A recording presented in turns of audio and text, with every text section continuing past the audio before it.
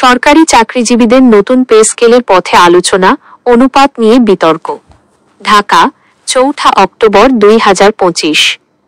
সরকারি চাকরিজীবীদের জন্য নতুন বেতন কাঠামো নির্ধারণের প্রক্রিয়া জোরেশোরে শুরু করেছে জাতীয় বেতন কমিশন ২০২৫। সাবেক অর্থ সচিব জাকির আহমেদ খানকে সভাপতি করে গঠিত এই কমিশন বর্তমানে সবার মতামত সংগ্রহ করছে।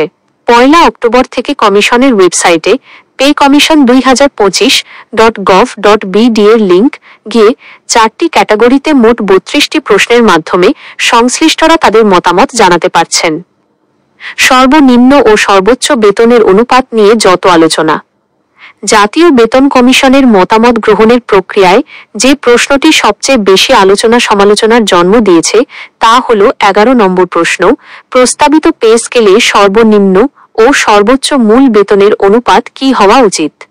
এই প্রশ্নের উত্তরে ১-৮, রাত ১:১০, রাত ১:১২ ও অন্যান্য এই ৪টি অপশন রাখা হয়েছে। এই অনুপাত দ্বারা সর্বনিম্ন ২০তম গ্রেড ও সর্বোচ্চ প্রথম গ্রেডের মূল বেতনের পার্থক্য বোঝানো হয়েছে। অনুশীলনমূলক হিসাব। ১-৮ অনুপাতে সর্বনিম্ন গ্রেডের মূল বেতন F800। নিম্ন গ্রেডের কর্মচারীদের অসন্তোষ। দীর্ঘদিন ধরে সরকারি কর্মচারীদের নিম্ন গ্রেডের কর্মজীবীরা বেতনের অনুপাত কমানোর দাবি জানিয়ে আসছেন।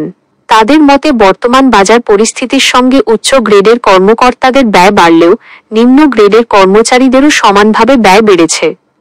তারা যুক্তি দেখাচ্ছেন যে যদি সর্বনিম্ন স্কেল ১৬,০০০ টাকা ধরা হয় তবে অনুপাত ভেদে সর্বোচ্চ স্কেলের মূল বেতন দাঁড়াবে ১-৮ অনুপাতে ২৮,০০০। ২০তম গ্রেডের একজন নাম প্রকাশে অনিচ্ছুক কর্মচারী উদ্বেগ প্রকাশ করে বলেন, ১-৮ অনুপাতে বেতন বাড়ালেও টাকার পার্থক্য অনেক হবে, যা তাদের অর্থনৈতিক সংকট কমাতে সাহায্য করবে না।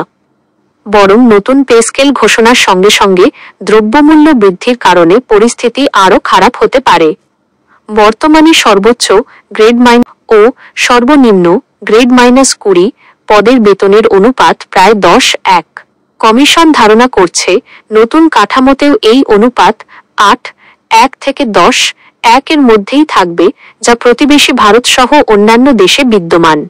এমনকি গ্রেডের সংখ্যা কমানো হলেও সর্বোচ্চ ও সর্বনিম্ন বেতনের ক্ষেত্রে একই অনুপাত বহাল রাখার সুপারিশ আসতে পারে। কার্যকরের সময়কাল।